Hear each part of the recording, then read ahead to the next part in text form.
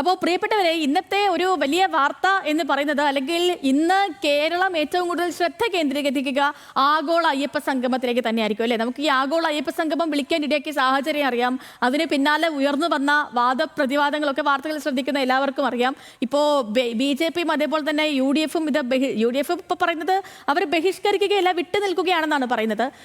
അതിനൊപ്പം തന്നെ കോടതി പക്ഷേ അനുകൂലമായ ആഗോള അയ്യപ്പ സംഗമം നടത്തിക്കോട്ടെ, അതിനെന്താണ് കാര്യമെന്ന് കോടതിയിൽ നിന്നൊരു അനുകൂലമായ പരാമർശം സർക്കാരിനൊപ്പമുണ്ട്. അപ്പോൾ ഇന്നലെ തന്നെ പമ്പ പൂർണ്ണമായും ഒരുങ്ങിക്കഴിഞ്ഞു, പമ്പാതീരം പൂർണ്ണമായും ഒരുങ്ങിക്കഴിഞ്ഞു. മുഖ്യമന്ത്രി അടക്കമുള്ളവർ ഇന്നലെ തന്നെ അവിടെ എത്തി. ഇന്നിപ്പോൾ രാവിലെ 9:30 മണിയോടുകൂടി ഇനി മുഖ്യമന്ത്രി പിണറായി വിജയൻ ഈ സംഗമം ഉദ്ഘാടനം ചെയ്യും.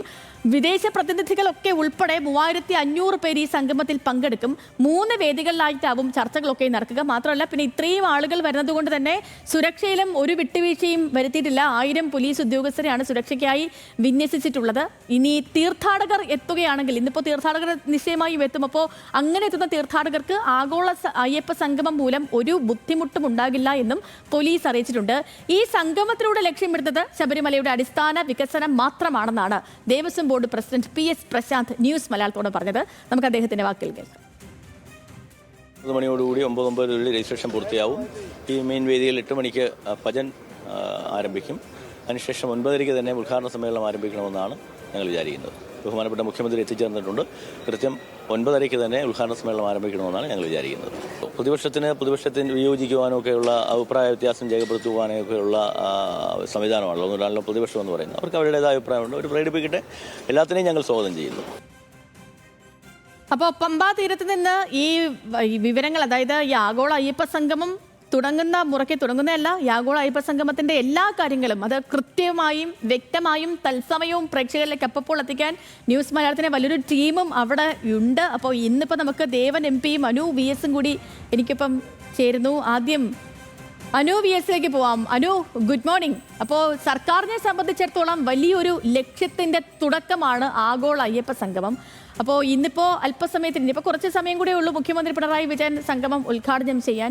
VVIPകൾ ഉൾപ്പെടെ 3500 പ്രതിനിധികൾ പങ്കെടുക്കുന്ന വലിയ ഒരു സംഗമമാണ് നടക്കാനും പോകുന്നത്. അപ്പോൾ ഒരുക്കങ്ങളൊക്കെ ഏതുവരെയായി അനു? അതിൽ നിന്ന് തുടങ്ങാം നമുക്ക്.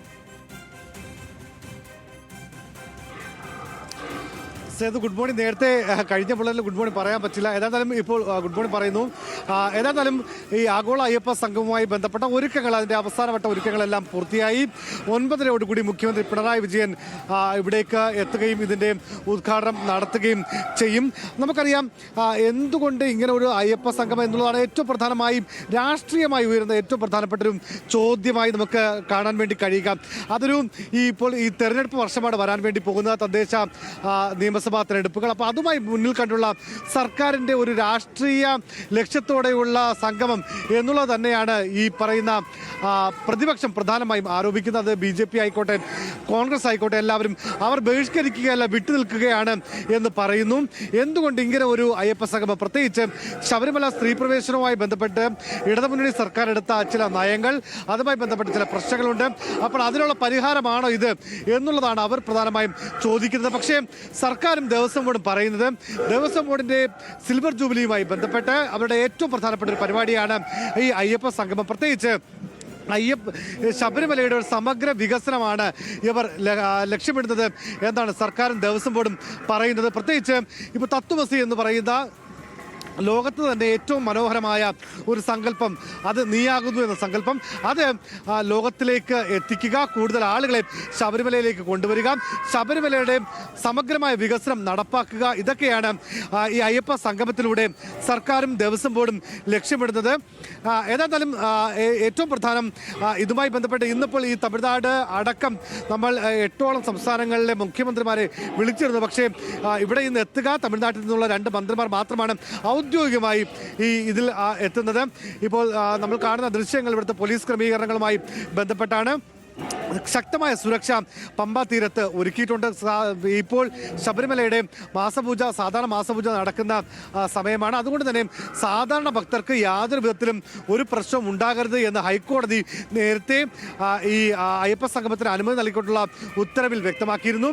അതുകൊണ്ട് തന്നെ അതുമായി ബന്ധപ്പെട്ട സമി എവിടെ നിന്നാണ് വരുന്നത്? ആന്ധ്ര. இந்த ஐயப்ப சங்கமத்திലേക്ക് வந்திருக்கியா? எஸ். പേരന് ராமானுஜராவ். ശബരിമലയിൽ ആദ്യവട്ടം വന്നിരിക്കുங்க. Sir, actually I am from Andhra Pradesh to give a representation to the Travancore Devasthanam chairman. Because of this is not I am talking about this 75 years function. Actually, this management not given any proper response. Any accommodation or any facilities are not given to Ayyappa devotees. Number one is main nowadays. Telephone, cell phone is very, very important to everything. For money transfer, everything. There is no signal like only BSNL and Jio. Now Jio, in early days there is only BSNL. We are facing lot of problems, sir. There is no signal. Sir, very, very small chips. You see that toilet, there is green mat now because of the function. This is very worst. Very small chips. Without chappals or shoe, we are facing so many problems, sir. A number of things I give a അതായത് ഇവിടെ എത്തിയ ആന്ധ്രയിൽ നിന്നെത്തിയ ഒരു അയ്യപ്പ ഡെവോട്ടിയാണ്. അദ്ദേഹം പറയുന്നത് ചില പ്രശ്നങ്ങൾ സ്വാഭാവികമായും അയ്യപ്പർ ഇവിടെ അനുഭവിക്കുന്നുണ്ട്. കാരണം ഈ സിഗ്നൽ ഇല്ലാത്തത്, കാരണം ഈ പമ്പാ തീരത്ത് BSNL മാത്രമാണ് കൃത്യമായ ഒരു സിഗ്നൽ റേഞ്ചൊക്കെ ഉള്ളത്. അപ്പോൾ അത്തരം പ്രശ്നങ്ങൾ അവർ അനുഭവിക്കുന്നുണ്ട്. സാധാരണ ഈ പ്രശ്നങ്ങളൊക്കെയും ഇന്നത്തെ സംഗമത്തിൽ ഉന്നയിക്കപ്പെടുമായിരിക്കും. ഇപ്പൊ ഈ പ്രതിനിധികൾക്കൊക്കെയും അവരുടെ പ്രശ്നങ്ങൾ ഉന്നയിക്കാനുള്ള ഒരു അവസരം കൂടി ഉണ്ടായിരിക്കില്ലേ അനു ഇന്ന്?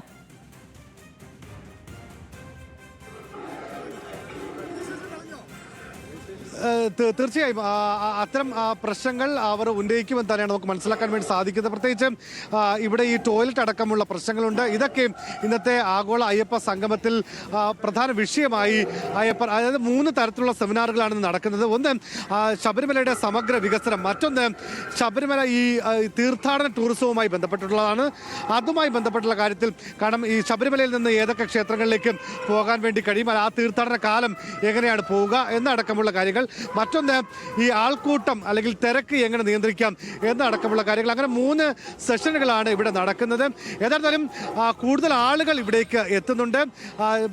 തമിഴ്നാട്, ആന്ധ്ര, കർണാടക ഉൾപ്പെടെയുള്ള ഞാൻ അനുവിലേക്ക് വരാം. ദേവനും കൂടി എനിക്കൊപ്പം തുടരുന്നുണ്ട്.